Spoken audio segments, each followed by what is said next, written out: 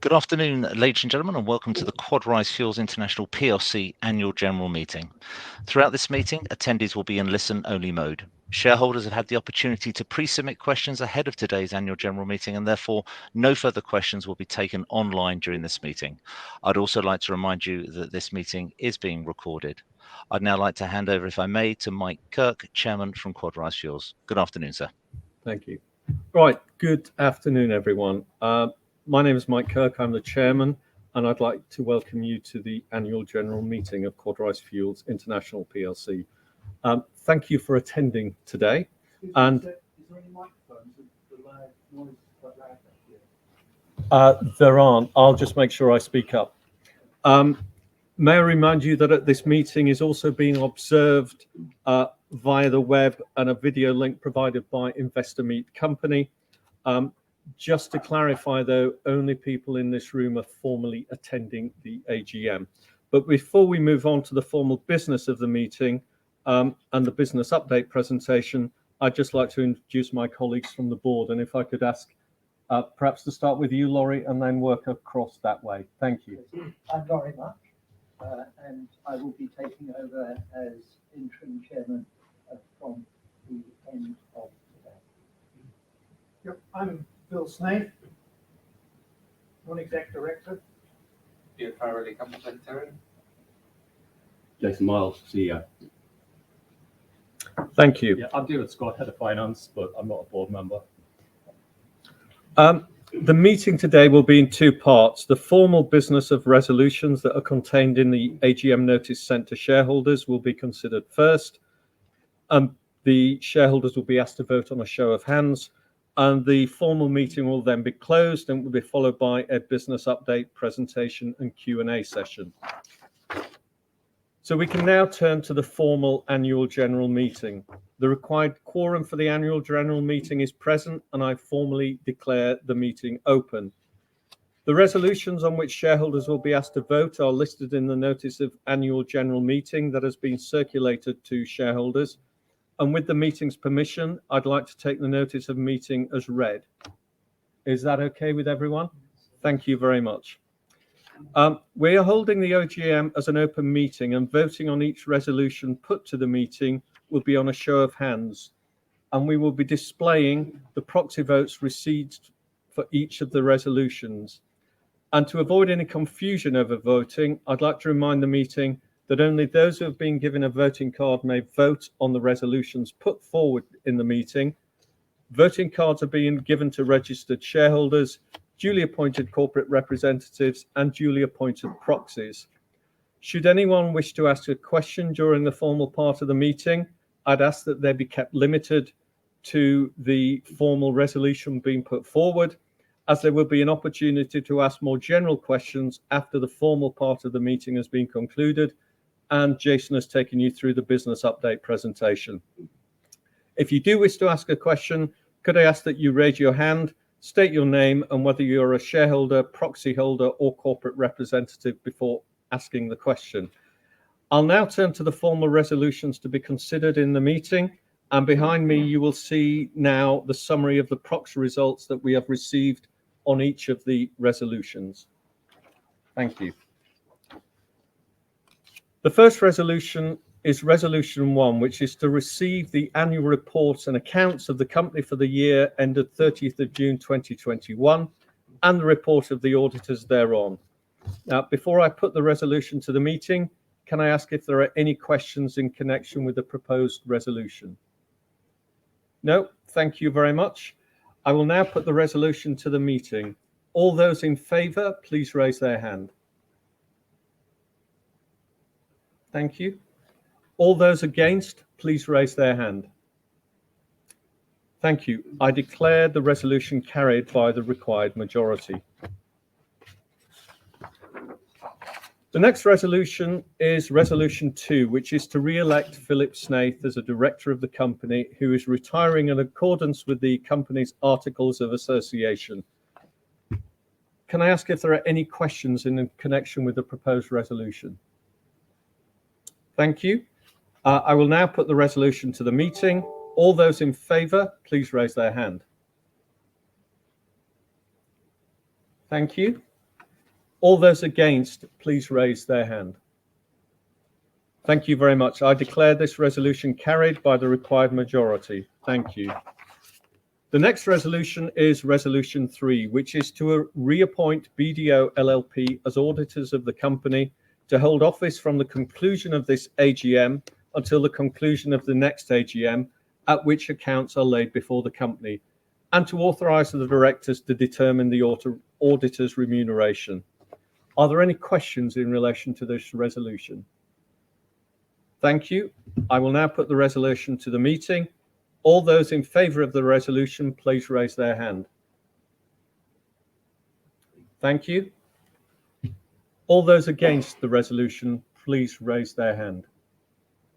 Thank you. I declare the resolution carried by the required majority. The next resolution is Resolution 4, and this relates to the directors' authority to allot shares up to a limited amount of 1/3 of the company's issued share capital. The full text of this resolution is shown in the notice of annual general meeting, and with the meeting's permission, I would like to take the resolution, which is quite lengthy, as read, please. Thank you. Before I put the resolution to the meeting, are there any questions in relation to this resolution? No, thank you very much. I will now put the resolution to the meeting. All those in favour, please raise their hand. Thank you. All those against, please raise their hand. Thank you very much. I declare this resolution carried by the required majority. Thank you. The next resolution is Resolution 5, that relates to the disapplication of preemption rights. This is a standard resolution that gives the company limited authority to the directors to issue up to 5% of the company's issued share capital for cash.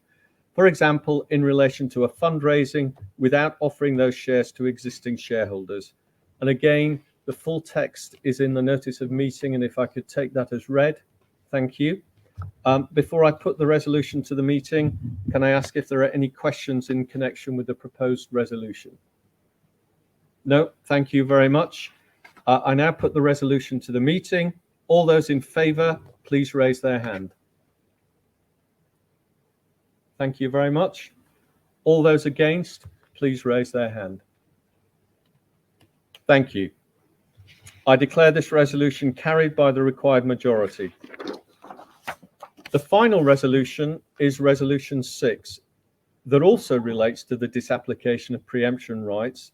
This again is a standard resolution that gives limited authority for the directors to issue up to 5% of the company's issued share capital for cash without first offering those shares to existing shareholders, provided that this power is only used in connection with an acquisition or other capital investment. And again, as before, if I can take the notice, if I can take the wording of the resolution as read, please. Thank you. Before I put the resolution to the meeting, can I ask if there are any questions in relation to this resolution? No, thank you very much. I will now put the resolution to the meeting, and all those in favour, please raise your hand. Thank you. All those against the resolution, please raise their hand. Thank you. I declare the resolution carried by the required majority. Thank you. And just for those actually watching, I just want to confirm that within the meeting, all of those resolutions were carried unanimously. That concludes the formal business of the meeting. I declare the formal annual general meeting closed. They'll now follow a business update presentation, followed by a Q&A session. Thank you very much, everyone. I'm now going to hand over to Jason, who will take you through the presentation.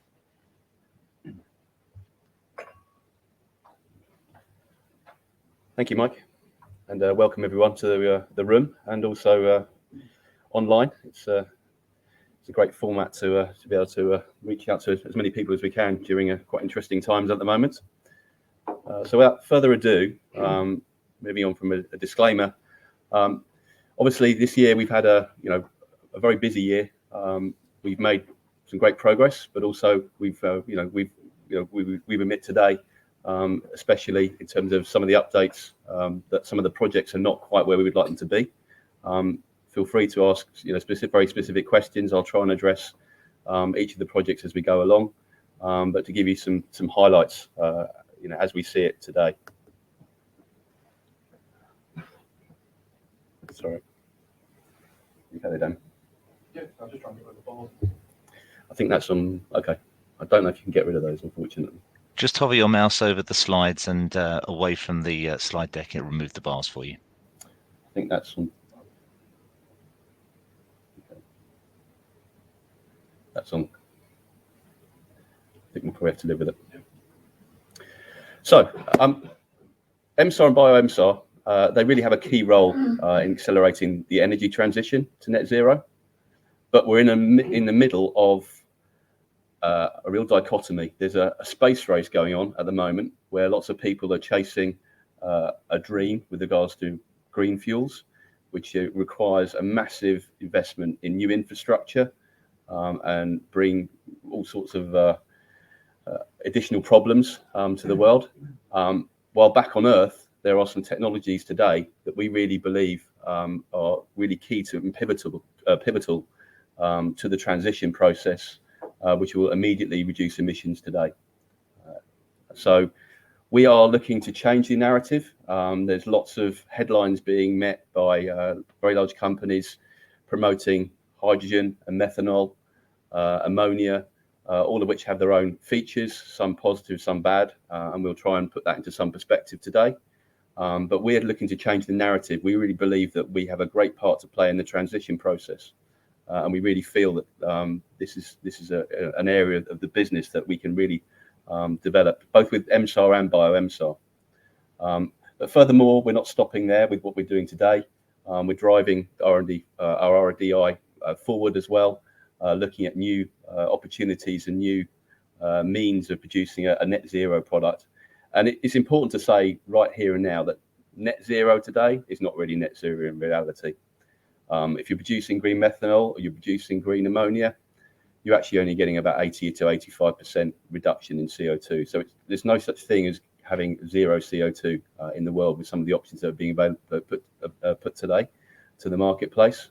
And we believe already we're getting very close to having something that's very tangible with the alternatives at much lower cost and significantly less requirements for infrastructure.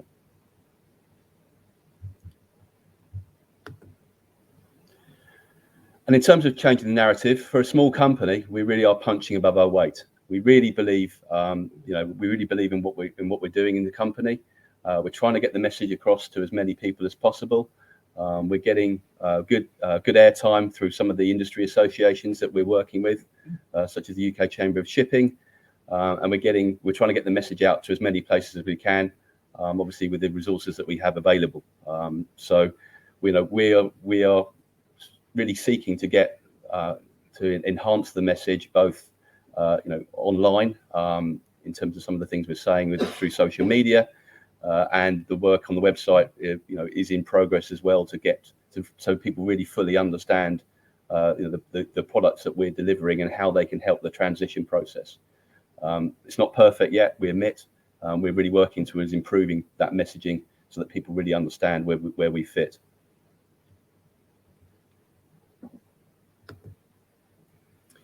In terms of the overall economics for MSAR, what's happened during sort of the start of 2020 is that obviously you look on the graph at the top, there's a crash in prices as COVID hit. That really hit oil demand, especially in the transportation sector. And that's slowly creeping back up. Obviously, COVID has been here for longer than anyone would have possibly thought of. It doesn't seem to want to go away yet either. But that's really, that has hit transportation fuel demand and spreads. And we'll come on to what that really means for QUADRISE as we've gone through this quite unprecedented period of time for oil. But it's also hit biofuel prices as well. And it's important to stress that, the biofuel prices, they dipped a little bit, but then they've basically increased in quite dramatically as demand has recovered. The biofuel supply hasn't quite hasn't quite kept up. So the cost of biofuels today, in many cases, sort of 3 to 5 times more than they were, if you look 12 months ago. Glycerin is a product that we use in our particular fuel, and it's a byproduct of biodiesel. So essentially, the glycerin price has increased by a similar margin. And again, we can look at what that means for the relative economics of bio-MSAR compared to other biofuel blends on the next slide. So in terms of MSAR and bio-MSAR, the savings are still significant. MSAR has kept a very good competitive edge even during a period of very challenging demand. So the economics of MSAR have been maintained, around 30% savings overall, which is then split between the refinery and QUADRISE on this example, which is using the Mediterranean oil prices. In a similar way, bio-MSAR has kept a pretty good saving over equivalent biofuel blends. So for the same amount of equivalent CO2 in the saving in the fuel, the alternative of blending, say, heavy fuel oil with an HVO product, the sort of first generation of HVO, basically bio-MSAR has been very competitive. There's a slight difference in timing between glycerin prices and they lag slightly the biodiesel price. So sometimes there's a period where the savings are not as high as they would be normally. But essentially, what we've seen with bio-MSAR is around a 20% saving compared to equivalent biofuel prices, and that percentage actually, as a dollar per ton number, is quite significant. The cost of the bio-MSAR or the biofuel blends are much more expensive, and it's important to stress that 19% number presented there doesn't take into account any efficiency benefits, which we've now seen through testing. So actually, the savings with bio-MSAR, we believe, are even higher than the 19% presented, by the order of maybe 5%. But coming back to MSAR, we still believe that MSAR has a real key role to play, in decarbonising, especially. I think as a company, we haven't taken advantage as much as we could have done in terms of this efficiency saving, and this is something that now we're really improving the message to try and get people to understand that by switching from conventional fuels to MSAR, in the diesel engine, you're going to get some pretty significant savings in CO2, around 5%, up to 5% on a 4-stroke engine, but we've seen even up to 9% on a 2-stroke engine in the tests that we did on the Wärtsilä Flex engine. So that reads immediately across in terms of CO2 savings on a complete cycle basis. So well to wake is all the way from where the fuel is extracted from, all the way through to the actual generation of power on the vessel. And in the same way, it used to be called cradle to grave. So people are looking on a full cycle basis, and that's extremely important when you're evaluating all of these fuel solutions, to look at the complete cycle, not just how much carbon is in the fuel. Obviously, there are benefits in terms of smoke and NOx reductions, which we've presented before, but really CO2, especially greenhouse gases, are really coming to a fore. And in terms of bio-MSAR, I think that's been a real, we launched it less than 12 months ago. It's been a real success story for the company in terms of where we've got to now. The testing that we've done both at Aquafuel earlier in the year, and then subsequently with Wärtsilä, on the Wärtsilä engine, at VTT, have gone exceedingly well. We've demonstrated higher efficiency, that the fuel operates with a much higher efficiency. The Aquafuel testing has been completed. The second round of Aquafuel testing has been completed, but they're just processing the results. We've got half the results through. We're just waiting for some final results in terms of the efficiency numbers and the emissions data before we can share that on the website. But we look forward to sharing that with you once ready to do so. But what we've seen is that the bio-MSAR product is working exceedingly well, and now what we're looking to try and do is to then ramp that up to commercial tests of this particular fuel on a range of different applications during 2022. And that really drives us towards looking at various different opportunities, including projects where we may be able to get involved with hybrid generation. We require, obviously, reasonable quantities of glycerin, so we're speaking with crude glycerin suppliers. We've been gone out to tender or quotation for companies that can supply systems that can actually refine crude glycerin to turn it into fuel glycerin. So we know how much it costs to actually refine the glycerin as well, if we want to get into that ourselves. We've also spoken with toll processors of glycerin as well, so we have that option potentially to support the business requirements. So glycerin is something that we're looking at. We're also looking at, we're aware of the current production of glycerin worldwide is limited, so we're also looking into the production of glycerin from other means, including production from yeast. And also the production from algae with the University of Greenwich with a study that's ongoing at the moment. And then, as mentioned before, we are looking at future fuels as well. So we're looking at potentially blending in various different fuels. We mentioned in the past, we've mentioned pyrolysis oils, we've mentioned lignins, that work's ongoing. We're also looking at potentially blending in methanol, butanol, some other products as well. So there are some means of bringing some of these other green products into an emulsion space as well. And really, we think we have a competitive edge because we have a system where you can blend fuels that are water-based and fuels that are oil-based. They can come together in our system and we can produce an emulsion of the two things, which is fairly unique. Most companies are looking at oil-based solutions or solutions where you can only use 100% of that particular green fuel. So that's work ongoing. It takes time to generate this data. Obviously, we're putting together information also for the patent as well. So that work will be ongoing during 2022. So in terms of MFC, obviously a very large shipping company, soon to be the largest. Very strong on biofuels. I think their latest sustainability report, they mentioned 850,000 tons of a biofuel blend is consumed. They've been using certain components up to 47%. And the decision with MSC was taken during around the middle of the year to really accelerate bio-MSAR vessel testing.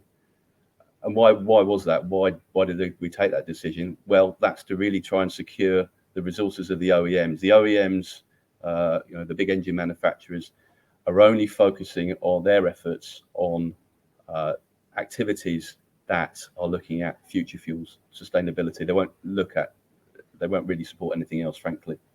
So future fuels is all of that. That's where the space race comes in. Future fuels is dominating the landscape. It's dominating the limited resources of the OEMs. The OEMs themselves had a period where there was a crash in their demand for engines. A lot of people stopped buying vessels, frankly, as COVID hit. So they had to lay off a lot of people. So their resources are limited. And then they're now having to test a range of different fuels as well. So we are working really hard with MSC, who are extremely supportive in trying to drive the OEMs to test the next stage of testing with the two-stroke data. With the two-stroke engines, and that really required the four-stroke data to be assimilated in the right way. Took a little bit of time to do that, but now we have that data that's been assimilated. It's being discussed with the OEMs, and we're trying to get some test slots at the moment on the two-stroke engines. And MSC are really backing this particular project because they see it as a great transition option. They're already backing biofuels anyway, and they can see some of the efficiency benefits that we're seeing, and they'd like to get the data on the two-stroke engine to do that. But we haven't got those slots yet, so that really determines the timelines in there in terms of the project. And to put that into some context, if you look at a large container vessel, we've seen the example on the bottom right that we've presented before. For a 25,000 ton, for a large container ship that consumes about 25,000 tons a year of bunker fuel today, that emits quite a large amount of CO2. MSAR offers, on its own, if you look at the 5% number, that's similar to buying a new build ship. A lot of people are trying to get that 5% by having to invest in large amounts to build a new engine on. We really believe that, with MSAR, you can save 4,000 tonnes a year just by switching to MSAR, and we've got the data to support that from the prior tests that we did. Obviously, things like LNG are vastly more expensive, and they do save a small amount, but it's only about 14% of CO2 savings. And if there's any methane slip, obviously any of those benefits are pretty much negated, because methane is much worse in terms of global warming than CO2, as you probably read recently in terms of COP26 and the global methane pledge. That's the reason why it's a big contributor to global warming. And with bio-MSAR, and other biofuel blends, frankly, there's the ability to reduce CO2 today by more than 25%, which is extremely significant. However, there are also alternatives that the industry are focused on and are well publicising. It's dominating the headlines, frankly. A lot of it is debatable whether it's going to be fully achievable or not. And it really requires a paradigm shift in renewable energy, which is actually quite staggering. It's unbelievable how much more renewable energy is required to support some of these green fuel endeavours.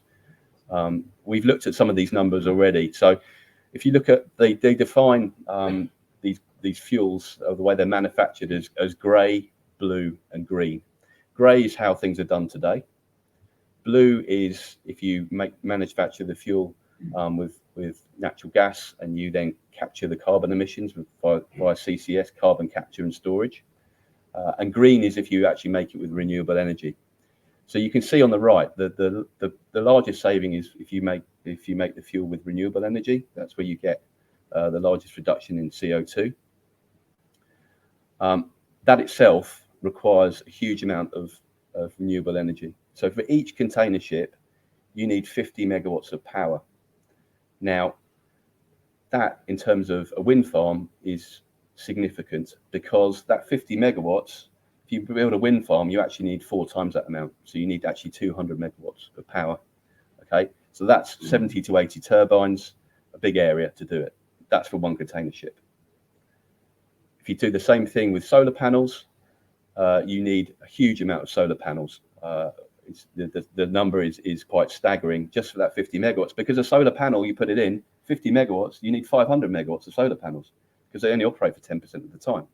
So some of these quantums are quite amazing. And when I guess there are certain very large shipping companies that are bringing in, green methanol powered ships, suddenly they require the same amount of renewable energy as the whole of Denmark produces today. And that's just for 8 ships. So we really believe that, yes, there's lots of impetus around the green revolution. We really believe that is the right way to go, but it's going to take a long time to do that. And in the meantime, we should really focus in the transition options that are available today to make a real difference to the planet. And that's the message that we truly believe in QUADRISE. Coming on to our project in Utah, we've given, I guess, fairly recent updates in terms of where we are. And frankly, where we are today is we're looking to get customers now for the oil that we expect to be coming out of the ground in Utah in 2022. The timelines are still to be determined. Tomco has obviously has announced that they've raised 10% to take some of the ownership of that particular facility and start drilling exploratory wells there. And we're speaking with others in the region as well, who are looking to raise finance and start drilling wells in Utah. And the key thing for us, frankly, is making sure that the economics of MSAR and bio-MSAR manufacture support those projects such that they get a higher margin for the Utah oil than they would do with basically selling it to a refinery or selling it to other industries like the asphalt industry. So really the key thing for us is to secure now the sales for those particular products and finalise the economics of each of those particular sales routes, which is something we're working on at the moment with the main players there. And really the outlets for that are a range of different options. I would say that stationary power generation is focusing on exports. Marine is focusing quite a lot on exports as well. But there are some carbon capture and storage opportunities as well. and also the potential retrofit of coal-fired power plants who are under a significant amount of EPA pressure now under the Democratic government. In terms of Morocco, Morocco is a project where we really expected to be well underway here. I'm quite disappointed Bernard is actually in the room because he should be out there at the moment completing the trial. But what's happened with Morocco is that we've shipped our equipment out following the last update. We then asked the client, the VP of the client, to provide the go-ahead to manufacture the fuel, and then we heard nothing from the client. So we've been chasing this particular VP, and then there's been a management reorganisation. So the VP left, a new VP came on stream. He's had to be brought up to speed in terms of the project and everything else, and we are waiting to hear on a pretty much a daily basis the go-ahead to actually start the fuel manufacture, which is delaying us. But we don't really want to manufacture the fuel if this particular individual is going to change his mind for some reason. We also have a contract that we wish to renew and extend for another 12 months, which incorporates some of the other opportunities as well, including potentially bio-MSAR testing.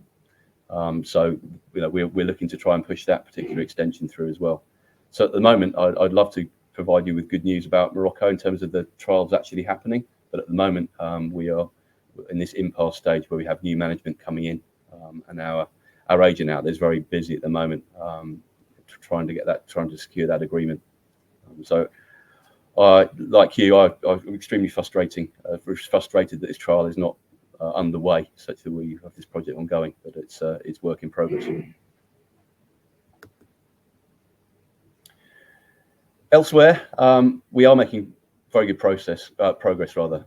So in Panama, we're making some good progress with a power generator there who operates Wärtsilä engines, and we're looking to secure an agreement for a trial, both of MSAR and potentially bio-MSAR at that particular facility.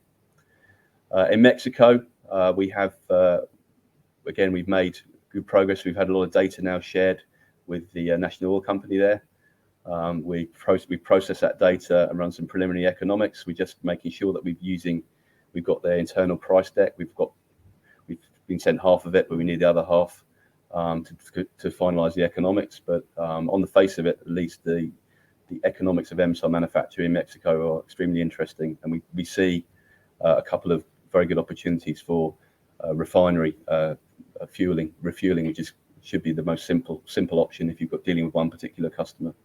And that's something that we could look at doing ourselves and together with our partner Redline. So we're making some good progress there, and I'll be delighted to give you some updates of that once we have a program in place. Ecuador, nothing too much to report there. We are working with a new management in Ecuador, Petroecuador, in terms of that particular project, and Freepoint are still working there as well in terms of fuel offtake. And then in Central America, there are a number of activities ongoing with our partners there, EMPC, who we've been working with for a number of years. So they're making some good progress. Where there's been I guess in Central America, there's been an interesting switch in interest.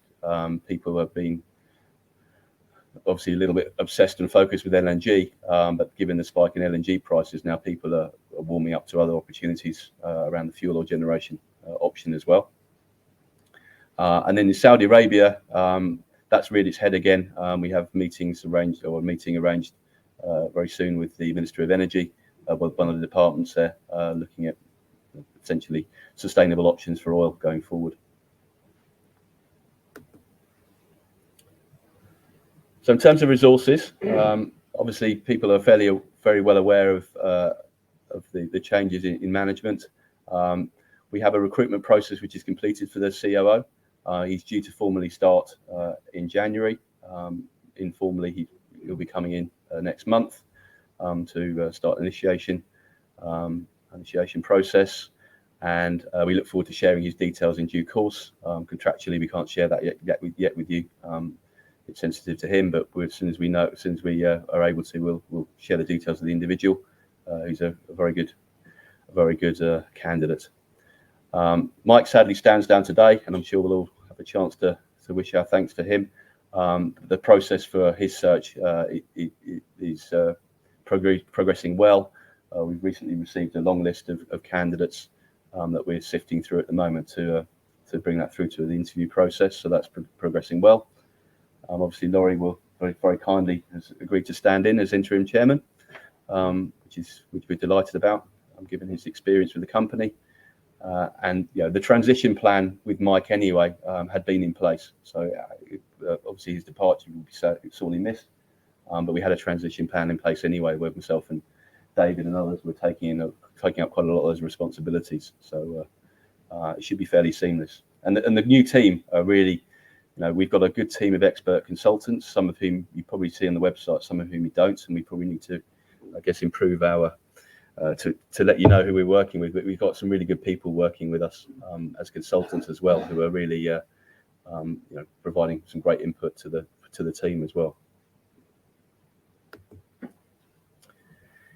In terms of finances, obviously we had you've seen we had £7 million worth of cash. Obviously we're looking to try and preserve that as much as we can while we see these unforeseen delays. But we still see we're still viewing in terms of our projections that we can get into revenue generation mode the second half of the year with positive cash flows during the early part of 2023 is the plan. So as long as things progress as we would expect, and obviously we're looking to try and accelerate some of the delays that we've experienced now. We're looking to try and change that back to a positive progress. So as long as that maintains, we shouldn't need to go for extra funding. But obviously, if there are delays, then we'll have to relook at that at some stage.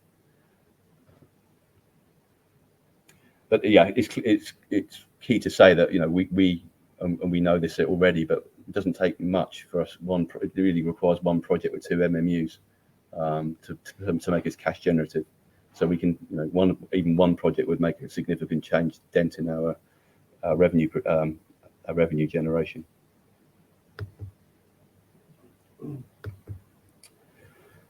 So this is really a summary, of where we are. We really believe in the products that we've got. We really think that they've got a great future in terms of the transition.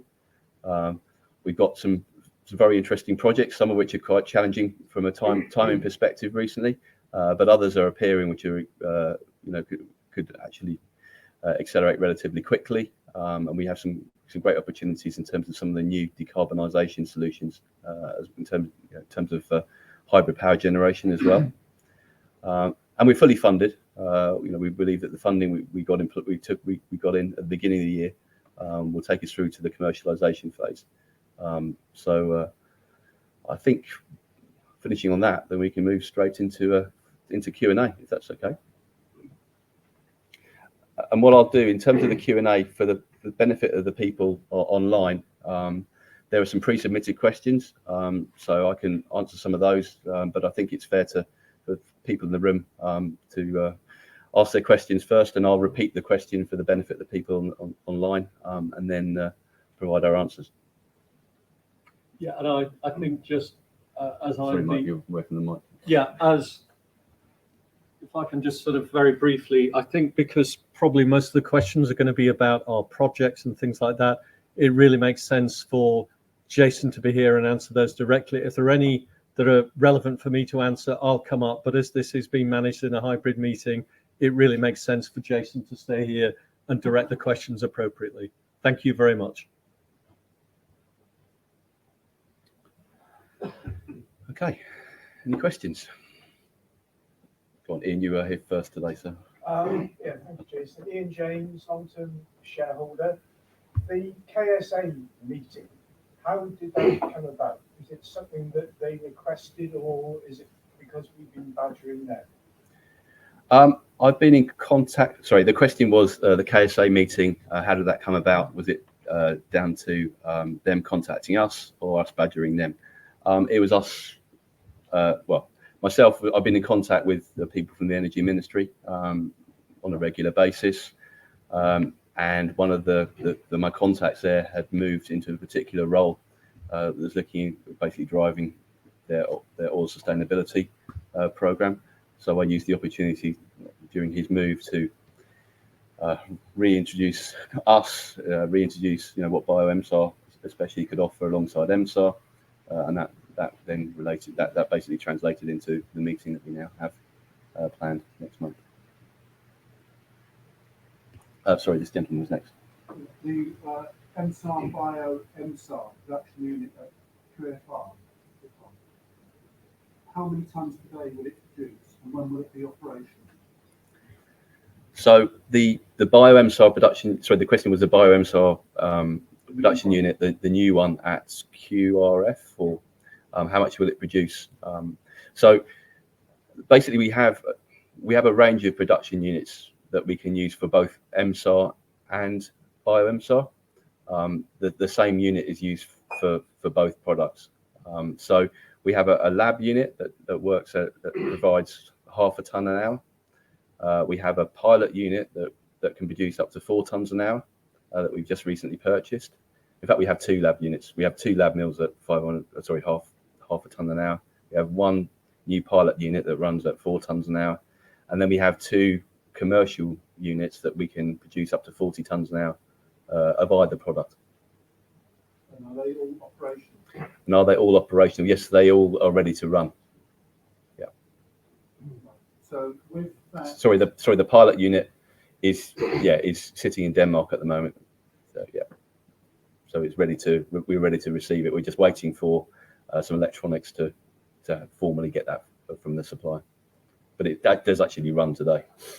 so that's the 40 tonne. That's the 4 tonne an hour unit. 4 tonne per hour. But everything else is operational, yeah. So could we have produced the Morocco MSAR at QRF? The problem is with the Morocco quantity is about 60 tonnes. So sorry, the question was, could we have produced the Morocco quantity at QRF?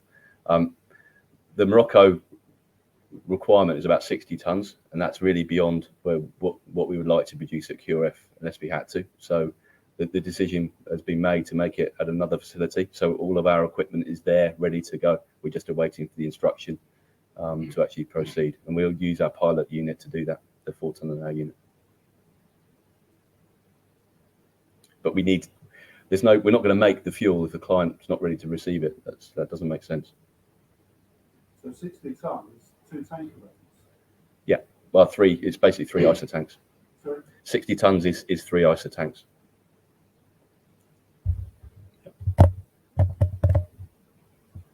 Sorry, you. Yeah. Firstly, to Mike. Mike, I think we first met your AGM. Your first was memorable for so many reasons, and you might have had a few memorable memories since then. I think every shareholder would like to join with me in wishing you the best for your personal and professional future. So thank you. Thank you very much. Jason, the question. You talked about Morocco. I'm sure we all understand that organisational uncertainty can be a bit of a roadblock.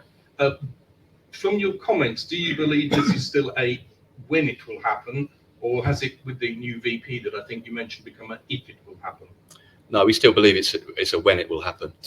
It's just been a frustrating time when this new person comes on stream, and that he's been holding the pen on not just our project. To be fair, there are a number of other projects with other suppliers that have been put on hold whilst this happens. So we're not the only company that's been affected by this recent reorganisation. Sorry, Bob. Yes, yeah. Bob Sharp, exceedingly long-term shareholder. The 2 full-size units you mentioned, is one of those the sepsi unit? Sorry, the question for Bob was the 2 MSAR units, the large ones, is one of those the sepsi unit? Yes, is the answer. So it's no longer in Spain? It's still in Spain in storage, yeah. Oh, thank you. Yeah. Yeah, that unit's still in Spain. That answers the 3rd question you're not allowed to answer, but where it could actually be making MSAR. Yeah, hopefully a location soon. Yes, sorry. Right. Mark, I'm a retail shareholder. Do I understand the RNS from this morning correctly that basically MSC did not accept that the 4-stroke results that you got from BTT were sufficiently representative for their 2-stroke engines, and hence they want additional testing to validate that before they go ahead. So yeah, the question from Mark was, did MSC not accept that the 4-stroke tests were sufficient to immediately translate to a vessel trial on a 2-stroke engine? Is that correct? Yep. Yeah. Frankly, no owner would accept those results. They want to see those at the actual performance on a 2-stroke engine, which is the 2-stroke engine's performance is quite different to a 4-stroke engine. And there are components which are quite different in terms of the fuel injection systems as well. So we weren't expecting an immediate go ahead on a 2-stroke engine per se, but yeah, what we'd hoped is it would accelerate the testing program with the OEMs on the 2-stroke, and that's been at the moment a bit elusive. So we together with MSC have been really trying to drive the next step, which is the 2-stroke stationary testing on the engines, which are the precursor to the vessel trial, which is the same program as we did with Maersk. If I can sneak another question in, I've been listening to a few of the Maersk talks, because they've appointed some people who are now in control of future fuels and green fuels and so on. I've noticed the lady in question, she's mentioned several times, we have experience with emulsion fuels as well. Not gone into any further details, but I don't know any other emulsion fuel Maersk has tried. But so, what do you feel like the relationship with Maersk is like? Do you think there's something there to be had?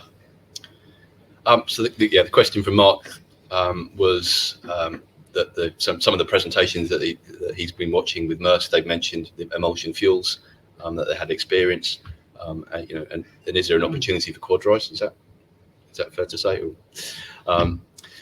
Yeah, I mean, we are speaking with those individuals who are presenting. I think Maria Stranson, she presented after me, so we were the meat and the sandwich between MSC and Maersk at the recent Green Tech shipping presentation, which was very good. Yeah, we are in contact with Maersk still in that regard. At the moment, their focus, frankly, is on methanol and everything related to methanol, but they are willing and open to discuss other opportunities too. So those discussions I have not stopped. Yes. So, Jason, following on from that, Maersk, as you rightly say, are talking about methanol testing. Other people are talking ammonia testing.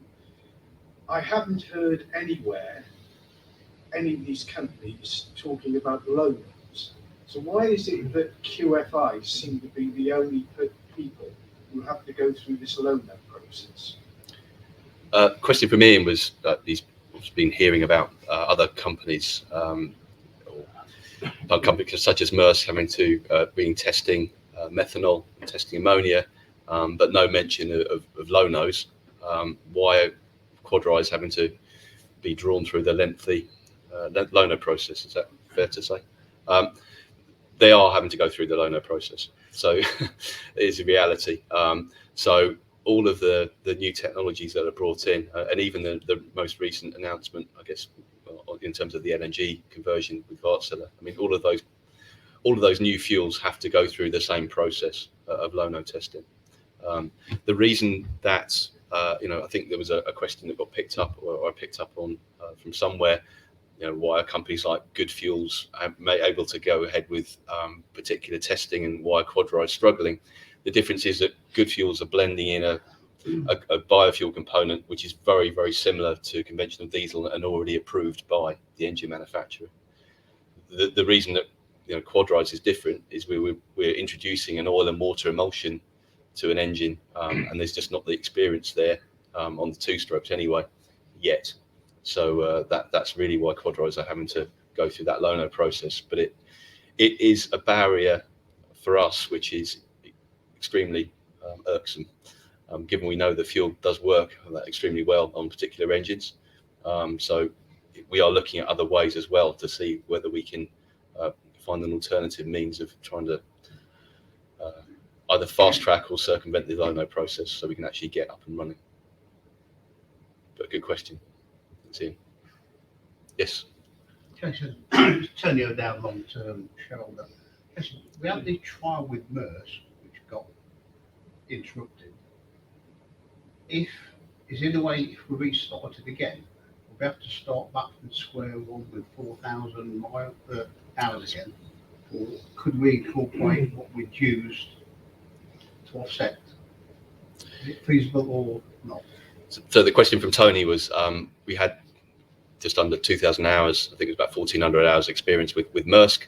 Can we continue from the 1,400 hours to the 4,000 hours mark, or do we have to start from scratch? The reality is, to get the letter of no objection, you probably need to start from base zero again. Really, just because they do wear measurements from the start, so they want to look at what the incremental wear is. So that I guess the only thing is that particular 1,400 hours with Maersk took an exceedingly long time, because that vessel was not always operating on MSAR, so it took a lot longer than what 4,000 hours really should do. Hopefully the testing that we're doing, that we plan to do with MSC, will be on routes where the vessel is going to be utilising MSAR or bio-MSAR much more frequently, so that those 4,000 hours will be done in a shorter period of time, ideally 6 months, but or around that mark, 6 to 8 months. Bob, sorry, I'll come back to you. That brought a memory back to me. Am I correct in thinking that Maersk actually ran MSAR in one cylinder or 2 cylinders of the engine? So the question from Bob was, Bob Sharp was, did Maersk run the fuel on 1 or 2 cylinders? During the proof of concept testing on the MAN engine, that was run on 1 cylinder, basically. So you can, on the MAN engine, you can separate the cylinders out and run on one particular cylinder. And you won't necessarily get a low no for that particular. You'll get a test done on 1 cylinder, but for a low no, you need other. You won't necessarily get the emissions data from 1 cylinder, because all the emissions get blended into one. So ideally, you want to get data for efficiency, which is extremely important for CO2, especially. And you want data for the other emissions for NOx, etc. And you won't get that from a single cylinder test. But you will get some information from it, so it's not to be ruled out. So does that mean the MSC ships will run on all cylinders, or 12 or whatever it is they've got on this? Yeah. So if the vessel's going to run, and it's going to run to facilitate a low no, it'll run on all the whole engine. Yeah. Mike, emulsion fuels are not mentioned in general press articles. How are QUADRISE going to change that? I think I mentioned during the presentation, we're really looking to, I guess, expand as much as we can our PR activities to try and make people understand slightly better what emulsions really are. Obviously, in the context of trying to keep the message quite simple as well. I guess people like myself especially, can get quite technical too quickly, and it's possible to lose people. So we are looking to improve all areas in terms of getting the message across in terms of what emulsions really are. The key thing is actually to get the fuel commercially tested and actually in use, so people can see it's actually a product that they can buy today, and that's really our main focus. And also, your videos and presentations seem to miss out the most obvious step.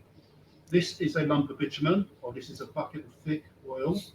This is what we do with it, and this is MSR at the back. It take 10 seconds at the beginning of any presentation, and the presentation that was given in the Americas, it seemed to be the very first question was, how do you make MSR? Yeah, the comment from the gentleman was that basically the presentations that we do could be very simply, we could very simply explain the production process.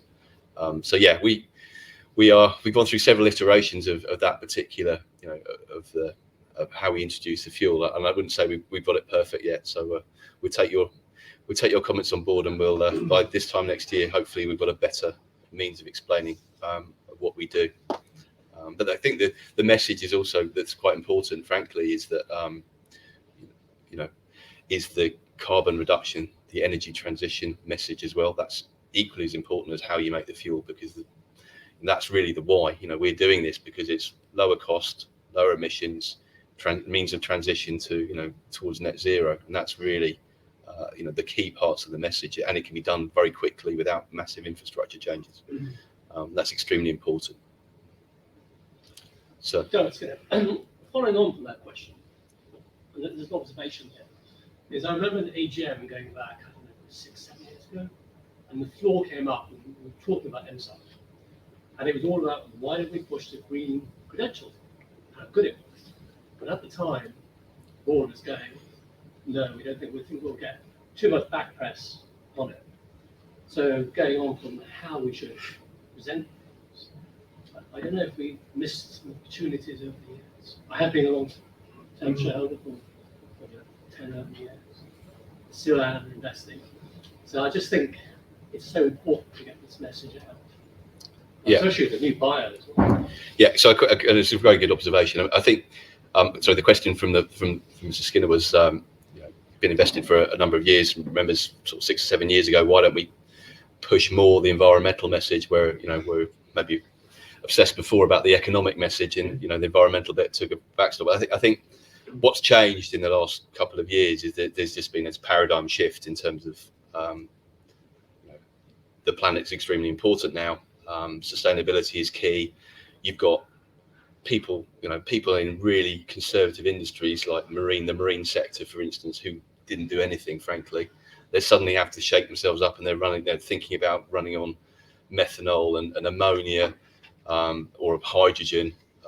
These guys their world's turned on its head. So I think, our message, we definitely for sure should have got the efficiency message out better 1 or 2 years ago. I take that on the chin, because probably that's me trying to get the message right as well, and others in the team, frankly. But I think the world has. I think the difference now, 6 years ago and today, is that 6 years ago people were obsessed with the economics, and it was great. It's great that it's got an environmental bit to it, but that's sort of icing on the top of the cake. Now it's gone full circle, and the environmental bit's more important than the economic savings. So if you're talking to a refinery, that frankly they don't really. It's not that they don't care, but it's the environmental message first, and then the economic message that supports it second. And that has really changed in the last few years. Sorry, Tony. Jason, 2 questions, please. When we had the deal with Maersk, I think they was hoping to get a commission per sale. If they come in at the last minute, say we do the trial with MSC and it's successful, if Maersk suddenly jump back on the bandwagon, would they still be entitled to some monies, even though they've done nothing really to promote our cause? That was the first question. The second one is, has been any updates on Japan? It seems to have gone very quiet. Whether it was dead or whether it's still limping on. Yeah. So 2 questions, I guess, from Tony were, first one was, is the Maersk royalty agreement still valid? The second question was, we haven't heard much from Japan. What's happening with regards to the JGC relationship? So in terms of the royalty agreement, the advice that we've been given is that there's no royalty due. And frankly, BioMSAR is a different product as well. So we don't believe that royalty agreement is valid, because they haven't supported the commercialization of MSAR, as they said. Having said that, we're not going to tweak the tail of potentially a future customer as well. So frankly, we left that discussion for another day, frankly. But the advice that we have is that we have a case to say that royalty is not due. Secondly, in terms of Japan, we do have a reasonably regular dialogue with JGC in Japan. That hasn't really yielded anything yet. We have a CHP project that we looked at together with one of the big OEMs, when we submitted the data, and that's sort of gone to a bit of a black hole during the COVID period. But yeah, we're still pushing that, and obviously, they're looking at other opportunities now that LNG's gone so expensive as well. There's somebody squirreling to run on fuel oil and other things. So yeah, that's a relationship that, unfortunately, from afar, it's sometimes a little bit harder to manage. But yeah, it's something we need to get back to for sure. Yes. So I think it's fair to say one of the key problems that QUADRISE have had in the last couple of years is getting the operational team on site to actually run trials. So an obvious solution to that, as someone who's not informed on the details, is that more local engineering capacity would be useful, because the guys keep getting locked out basically. So how are you what's your thinking going forwards on that in terms of local engineering capacity to run trials, for example, or to build infrastructure, that kind of thing? Yeah, so we do. Sorry, the comment was made in terms of, or the question was, can we use local engineering companies to facilitate the trials in the event that QUADRISE are not available or are not able to actually visit the site? We do use third-party engineering companies today, and in fact, in SEPSA, we work with our equipment supplier and their people to actually run the unit together with us. So where there's additional resources used, then we will use we basically use resources from E&H who can actually operate those units anyway. What we're not able to do is completely outsource that during for a particular trial, for the first trial with a new customer. It's just not possible to do that remotely when you're having to problem solve as you go along, make sure the client's happy with how things are going. You just don't have that visibility. You're looking, if you're at a boiler, for instance, you're looking through a sight glass to see how the flame looks. You can't just, there's things that you just can't do remotely. We have to have our experts on site from QUADRISE. We have got a great team of people. Those people just don't exist elsewhere that have the experience that we have, and it's very hard to do it remotely. Frankly, I wish we could, but there's certain things where we really have to be on site. Could that involve establishing local teams then at some point? So, for example, a QUADRISE Morocco team or a QUADRISE. That's a good point. Could that involve establishing local teams? Absolutely. So as these trials develop and we start to get into commercial production, then that definitely is something that we would outsource to a local team. We wouldn't want the QUADRISE people there tied up in Morocco if we've got something going on in Mexico, for instance, or somewhere else. Yes, sir. Sorry, I'm close to each other. Hi, Jason. Nick Kay, long-time shareholder. We've been really targeting major consumers, product consumers. Is there a possibility of getting something started, like running your Perkins generator, where somebody can actually run some piece of machinery out there by using product from QRF? Yeah, very good question. So the question was, obviously, we're chasing some very large customers. Is there a possibility to do something a little bit smaller, where we have more control over our own destiny? Absolutely, that's something that we are looking at as well in parallel.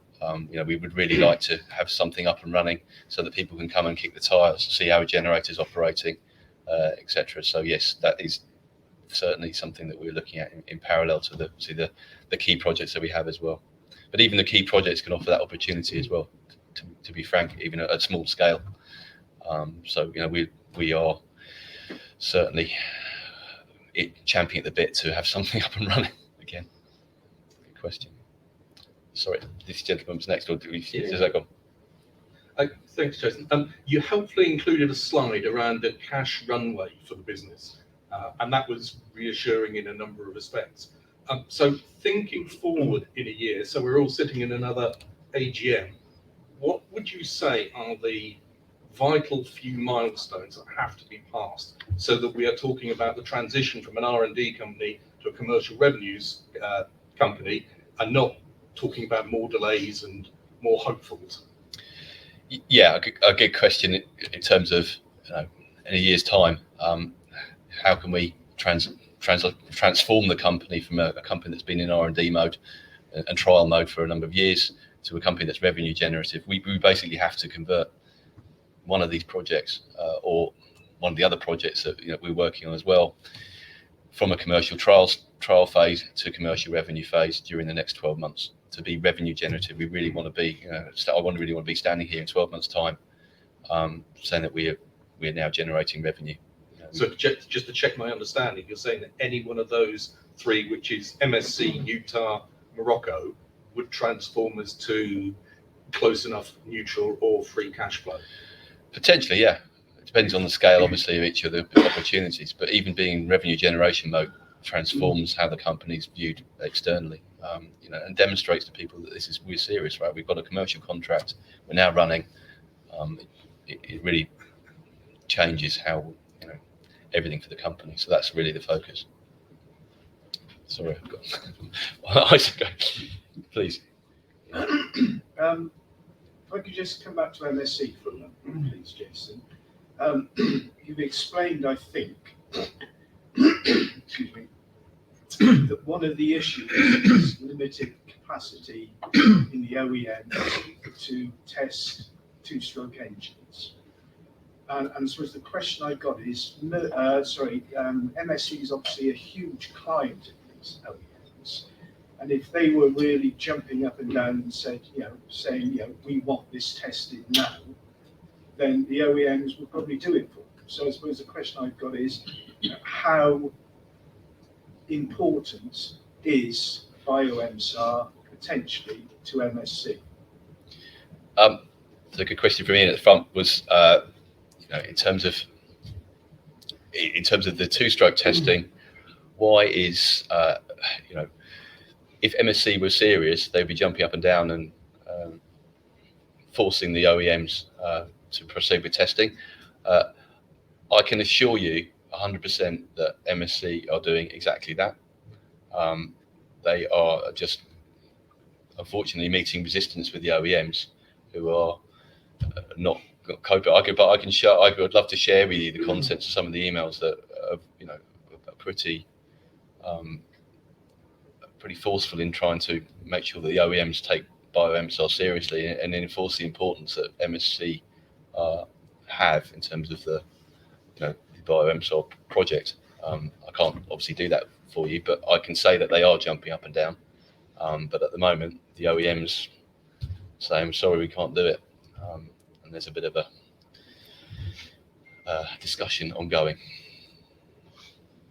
But they are. I mean, they really are backing our corner. So it's quite reassuring for me too, frankly, because you do have those concerns that there are other things going on, but I can assure you that they are taking it seriously. Sorry, there was another question from Tony, I think. Jason, just the MSC. If they say give us the go ahead tomorrow for a trial, how long will it take us to get the infrastructure on the ship prepared to commence? Or is it feasible for the ship to be still working as normal and have a crew on board adapting the boat? So from MSC's point of view, rather than the ship being out of commission, is it still feasible to make it work while the infrastructure's built on board, then commence it? Yeah, so the question from Tony was, from the go-ahead, were MSC to give the go-ahead for, let's say, a vessel trial, how long would it take to happen, and would the vessel be required to be out of service for any length of time while it's being prepared? The answer is most likely it'll take sort of 6 to 8 months to be ready for the vessel trial, both from the production perspective, but actually on the vessel itself. One unpleasant outcome of the whole COVID thing or COVID event is that supply lines are taking longer. So to get especially electronic components for equipment is taking longer than it would do normally.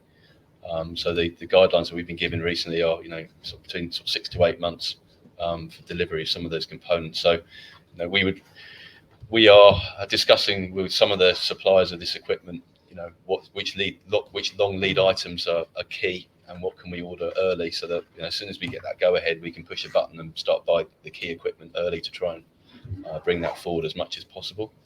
To come back to the question about the vessel, the idea would be that the vessel would always be in service, and there would be a crew on board that would then you drop the fuel booster units in modules, so they go down the hatches, and then you plumb them in with a crew on board, most likely. So the vessel's not interrupted. Yes. A big long-term shareholder. Following on the questions about the OEM testing and the POC, do you think the OEM testing will negate the need for proof of concepts on board ship to go straight to the full engine trial? So yeah, question from Vic was following on from the question about MSC. Would the planned or discussed OEM testing at their stationary facilities, would that negate the requirement to go to a PO for a proof of concept test prior to a letter of no objection trial? The answer is yes. We believe that the stationary engine tests are sufficient, and that could lead straight into the straight to the vessel trials. So POC would be skipped. Because there were stationary tests on MSOL, wasn't there, prior to Maersk? There were stationary tests on MSOL, yeah. Yes. Cruise liners seem to use a lot of electricity.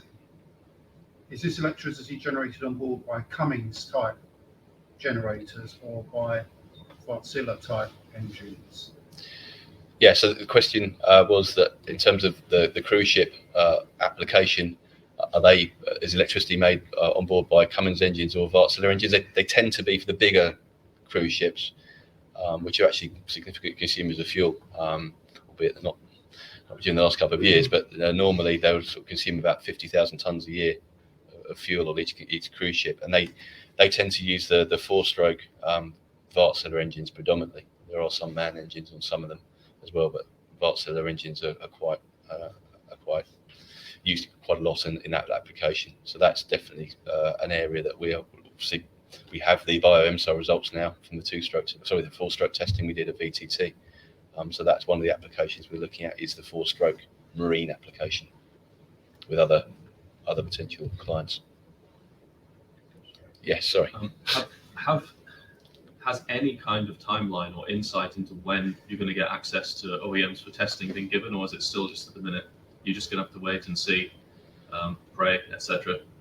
Yeah, I guess the question was, have we had any timelines yet from the OEMs in terms of the engine testing? The answer is no, that's still in discussion. We still haven't had that discussion, those discussions yet between MSC and the OEM. They're still being negotiated at the moment. Yes. Just adding up the timelines on that. So how long do you anticipate the OEM testing to take and then be analysed and approved? Following on from that, you've then got 6 to 8 months to get the trial ready for a bio-MSOL, and then 6 months of testing. That adds up to at least 14 months from the start. And that's a long way out from the original timelines. Does that concern you at all? Good question. So the question was, adding up the timelines, if you look at the OEM testing, and then if you do that sequentially, the vessel testing, that results in, I guess, an extended period that goes beyond what we've previously said. And are we as a company happy about that? Is that fair? Concerned. Am I concerned? The answer is yes, we're extremely concerned. And one of the discussions that we're having with MSC is whether we can start the vessel adaptation now, so the vessel's actually ready, such that when we do the OEM testing, we have the results and we can go straight to the vessel testing immediately afterwards. So it doesn't have to be a sequential event. In our view, anyway, we believe that we can start, getting the vessel prepared such that we do the OEM testing, we have the results, and we go straight to the vessel testing. And that's something we did with Maersk as well. So it wasn't a sequential process. We could actually do things in. I assume that means there's no interest in MSOL at all. The question was, moving on from that, there's actually no interest in MSOL. That's not the case. But the key thing for MSC is to get experience and get the OEMs to support the trial on board. and the OEMs will only support it if it's got a biofuel element to it, which means bio-MSAR first and MSAR subsequently. But I can assure you that MSC are very, very interested in MSAR, but they just can't convince the OEMs to support something that's a fossil fuel, which is crazy. But doesn't the fact that MSAR has already been proven on those engines not mean they could proceed with an MSAR test to work out the viability of MSAR as a fuel, and then at the point in time that your bio-MSAR is available, which apparently looks about 15 months from now, you could have finished the MSAR testing and then commenced testing the bio-MSAR. I mean, it just seems like it's going nowhere to me. So again, an observation, or a concern from the shareholders. Basically, MSAR is fully proven already, or has been proven already. Why can't we start with MSAR first, and then bio-MSAR could take up to 15 months. I'd say that bio-MSAR wouldn't take up to 15 months to commence the trial. You know, we would be ready to start serving or start producing bio-MSAR in the middle of next year if we got given the go-ahead from MSC. So that's not the case. But you make a very good point about MSAR. You know, to de-risk an investment in modifying a vessel would be to pick an MSC vessel that's got a Wärtsilä engine on board, where we already do have the experience, and that way, if there is a delay for bio-MSAR testing at the OEM facility, we can start with MSAR, and that is a discussion that we are having with MSC. So I would say that MSAR is not dead, and there is an opportunity to keep the progress going with MSC and switch it back to MSAR on a Wärtsilä vessel where we have the experience. Yeah. Hello, Mike again. Given the improved lubricity of bio-MSAR, is there a sales opportunity to say, company, your engines are getting tired. If you use our fuels, your engines will last longer for a quick sale? So the question from Mike was, given the better lubricity of bio-MSAR compared to MSAR, does that enhance our opportunity to convince consumers, engine owners or vessel owners to switch to bio-MSAR compared to what they're doing today? I think what we're saying about the enhanced lubricity of bio-MSAR, that's really compared with our existing product MSAR. MSAR is water-based, so it doesn't have much lubricity, whereas bio-MSAR is really quite heavily glycerin-based, and that's really where the enhanced lubricity comes. Is compared with MSAR. Compared to conventional fuel oils, I would say that conventional fuel oils have already got a pretty good lubricity if they're clean.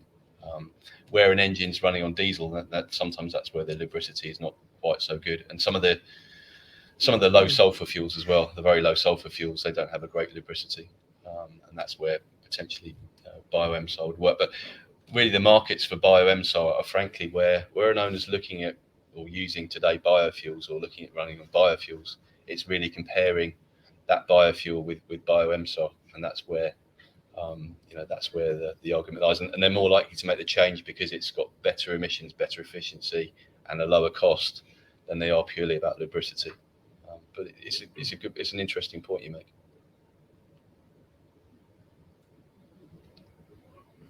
Yes. A question, I'm not sure it's a future question. Have you, it's regarding insurance liability on your fuel. I don't know if you've had any feedback from the insurance, because you must be fully insured once you go out.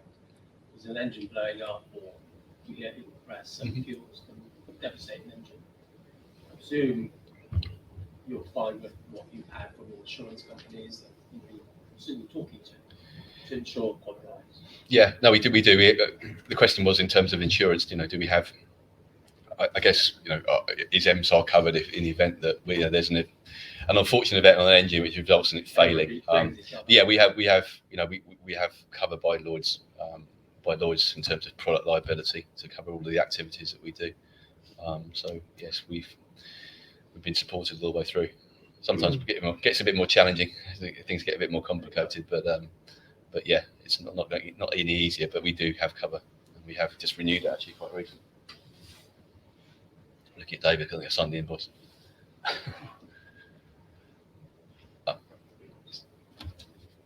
Yes, sorry. I think you, go on. Just going back to Utah, I know it was mentioned that you're looking at other opportunities in Utah, but my understanding was that any opportunities in Utah are wrapped up with Valcor because they have the rights. Is that correct? Or are you able to talk to other parties without Valcor or Tomco being involved? So the question was, in terms of Utah, do we have the ability to speak to other companies in that particular region directly, as opposed to speaking, or are we compelled just to work with Valcor and Tomco? I would say that we have no exclusivity with Greenfield, Tomco, or Valcor.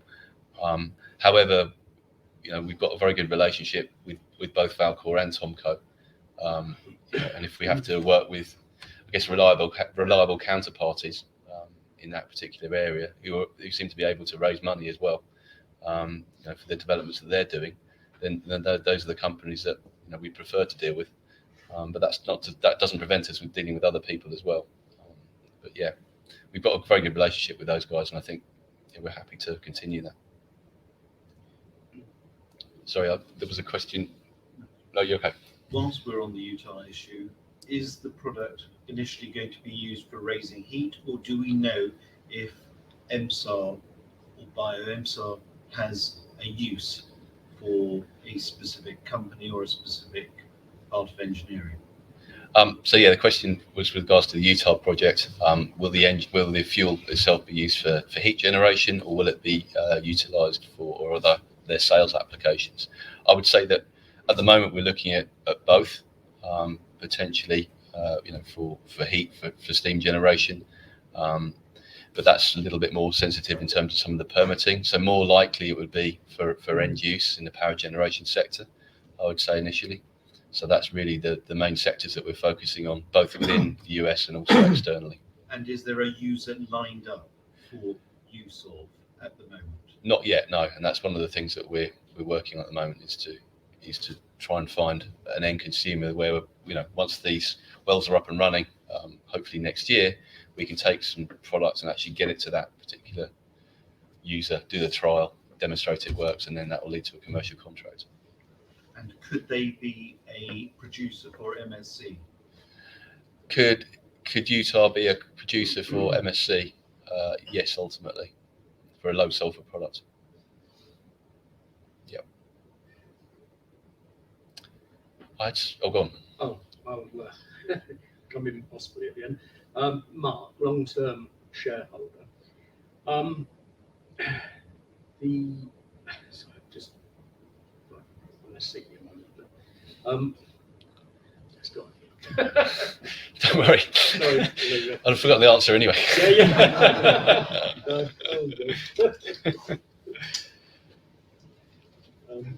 I had some questions and pre-submitted questions as well. I feel like it's only fair. The pre-submitted questions we have answered as well. So there will be those answers will be published online. But we have some pre-submitted questions that it'd be useful to work through. The first one was, in terms of the 100% renewable project or product, when will that be released? So in terms of that particular product, that's something that we're still working on. With BioMSAR today, what we've demonstrated in the lab is that we can achieve a CO2 reduction just with glycerin of up to about 50%, which is quite considerable already. We're then looking at how do we substitute out the remaining hydrocarbon component to make 100% renewable fuel, and that's where we're starting to look at some of the other components. But I would say it's difficult to give timelines for that. I'd love to give you an update in a year's time and have a product that's going to be fully renewable by then, but it's going to take some time to get these products in. And some of the renewable components are not, you can't just immediately stick them in the mill. Bernard will probably kill me if we did. Some of them need to be, they're like wood chips, and some of the other things where you actually need to turn it into something that's really a fuel that you can then utilize as an emulsion. Just using a wood chip on its own is not going to be too useful and doesn't really add much bang for your buck. So some of these products require additional treatment, a bit like crude glycerin needs to be turned into a fuel glycerin. You need to treat these products as well, so get it into a form where you can then use it for conventional applications. So that work requires a bit of R&D as well to make sure it's fit for purpose. Can I have another go? Yeah, go for it, Rick. First and foremost, Jason, I think I'd like to say that I think the majority of shareholders really do appreciate you and the position in the company, what you're doing to try and get us over the line. And I know that's, obviously that's tough. As shareholders, we're fully bought in to the product. We understand that it's a game-changing product. We understand that it's disruptive. But what's of concern is that our prospective clients, there just doesn't seem to be the same urgency there in adopting that, even though the product can save them many thousands, millions of pounds. And I think what is a bigger concern also is the fact that we've just lost 2 senior executives of the company who have decided to walk away. Clearly, they don't share the same vision that we've got of what the possibilities are for QUADRISE. And that's going to cause disruption to our business, clearly, as we appoint those new executives. And it's perhaps not a good advertisement for other investors who might want to join us, and attracting investors for the next fundraise. So how would you respond to that? Yeah, quite a long question to try and remember. I now know why you forgot it. I got there eventually. You did. God, the onus on me there to remember. I mean, so a very good question from Vic was, it sounds like we've got a great. Sorry. Yeah, there we go. I've started already. Yeah. Listen, we are picking up the questions from the attendees in the room very clearly. Yes, sir. Yeah, thank you. So I have to repeat everything. Thank goodness. Yeah, the key thing for us is, yes, we've got a great product, but it's not being used anywhere. And we really need, during the next 12 months, we really need to have something up and running where we can demonstrate that this great product is actually being used. And that's really, we're looking at a range of applications where we think that is the case. The thing that I think will help us during the next 12 months is that the focus has become very, very environmental as well. And I think we've got some great environmental credentials to support the economics, which we've presented are still very supportive. In terms of the executives that we've lost, I think in the case of Mike, he can answer for himself, but there was always the intention that Mike was planning to go from an executive role to a non-executive role, and it just so happens that for various reasons, he took it. He's stood with the company very loyally for way longer than I think he planned to do, and certainly when I first met with Mike, his intention was never to stay as long as he did. So I'd like to really thank him for being as patient and staying as long as he did, frankly. And that's been that you could say that's a disruption in terms of the case of Mike, but what we already had a transition plan anyway that we've been working on since the beginning of 2020 actually, where some of Mike's activities were being taken on by others in the team, myself included, and David and other people. So that disruption is for sure is there because we have to obviously interview new people and that takes time. But that's just life. In the case of Mark, he was snapped up by Greenergy, right? It's the head of their Future Gen Renewables, and working for people where he'd worked with before. So it was hard for me to say to Mark, please stay with QUADRISE because he's been snapped up with a pretty sexy job from a pretty large company, and I think that's a good sign of the type of people we employ, that we have to that those guys are valued by people elsewhere, and I think it's also a competitive world out there as well. So in terms of the executives that we bring in, they have to meet the right criteria, frankly, and we get, we've made mistakes before. We've got people in, and they haven't been able and willing to roll their hands up. And each one of the people you see here on the board, we are scrappers, right? We're a small company trying to get this business off the line, and we need people coming in who've got that fight and energy, who are going to, wake up in the morning and jump out of bed and leap shout QUADRISE and go off and take on some of these big giants who are in the middle of this space race. And I think I'm not sure if I already answered your question in terms of executives, but how's it going to be viewed? How's QUADRISE being viewed by the people coming in and attracting investors, but also attracting talent? I would say that in the case of the COO role, we had a load of really, really good clients on there, a lot of which were from oil majors, really excited about the QUADRISE story. They can really see we're sort of at that. We've always been, we've been there before, but we really think that with the the BioMSR addition to the stable, we've got a very, very interesting ESG story. During the next 10 years, that if we can nail this down in the next few years, and we really truly believe that there's a great future for the company, and that's exciting. That does excite people, frankly. If we were a pure play MSAR company, I don't think we'd have the same interest from people coming in. And that's the same. Similar candidates we're now seeing for the non-exec chair role that we're now sifting through. We've got some very serious heavy hitters there that we're looking at. So yes, it's annoying to lose people. As a small company, we do get hit by by staff leaving, frankly. But we've so far, touch wood, we've had a very, very loyal team, and it takes an exceptional reason for people to leave the QUADRISE stable in general, unless we've decided they don't quite meet the scrapper mold. Can I maybe just, but in particular, I think just to absolutely come back on one thing, it isn't that I don't share that vision and that excitement. When I first came into the business, actually, Laurie and I were saying my first AGM was actually before I'd actually joined the company, and actually sat next to Bob on the front row. About 2 or 3 days before I formally joined the board as a non-exec.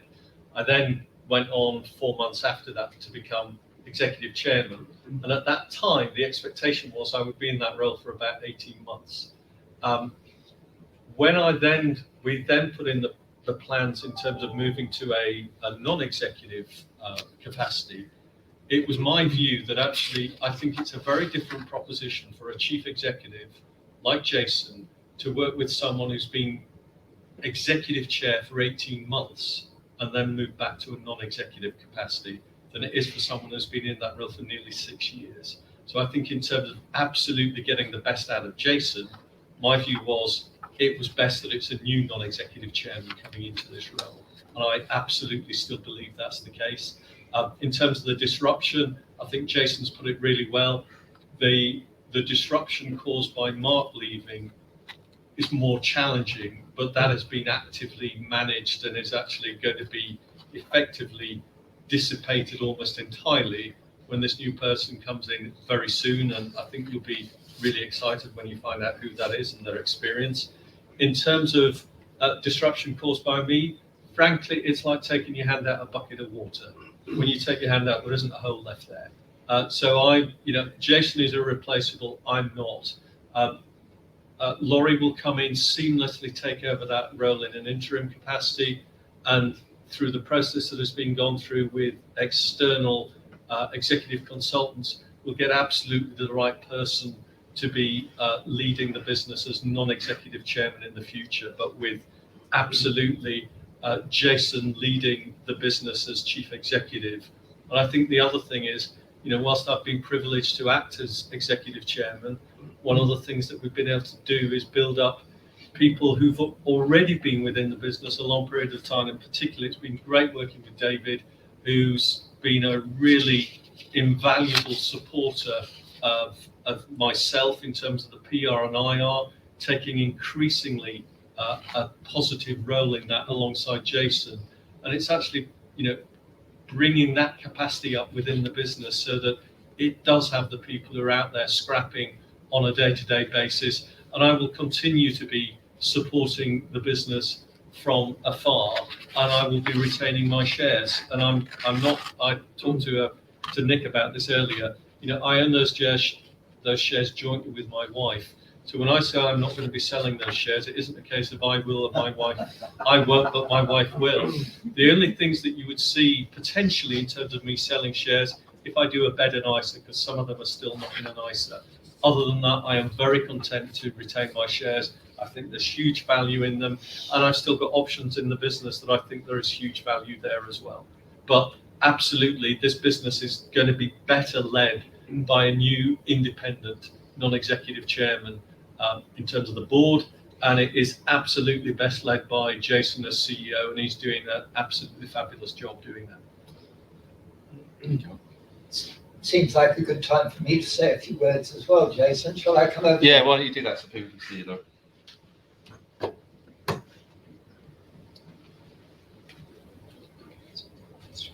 For those online, I'm Laurie Much, and as you've heard, I'll be taking over as the interim chairman for a short period of time.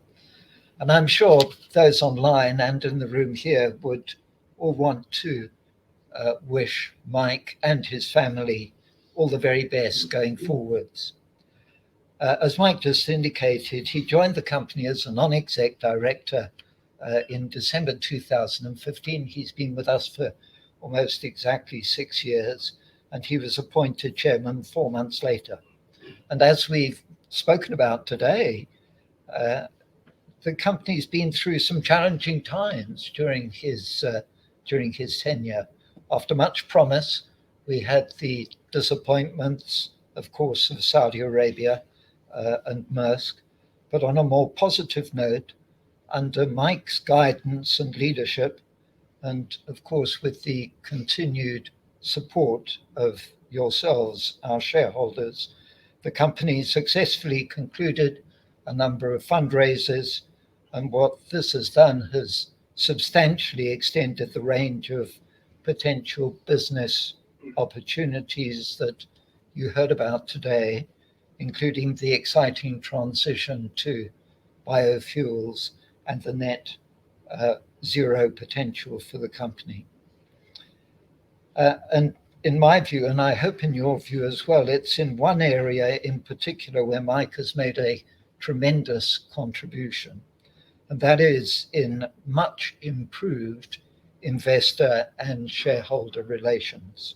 And I hope you would all acknowledge this. Let me take a moment, and I'm going to touch on something Mark has said. Speaking personally, although I am the interim chairman, and we hope, as you heard, to appoint a successor to Mark promptly, I do want to reassure you, both those online and in the room, that, and I think I speak for Phil and Dilip as well, we will absolutely break a leg to give Jason, David, and their teams our fullest support to realizing our hopes for the company over this exciting period ahead. So on behalf of the board and on behalf of shareholders, if I may, if we could say goodbye to Mike and wish him all the very best in the future.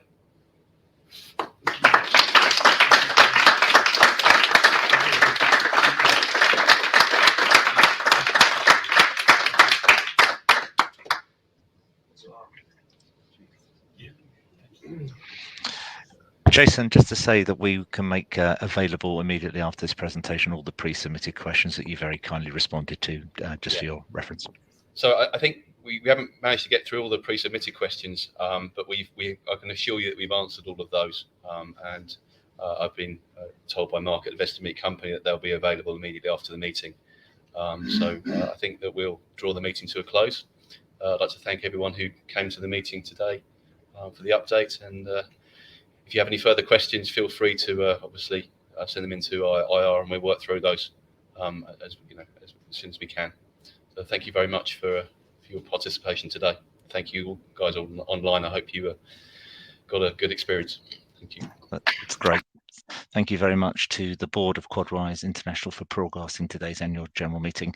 Could I please ask attendees not to close this session, as we'll now automatically redirect you for the opportunity to provide your feedback in order that the board can really better understand your views and expectations.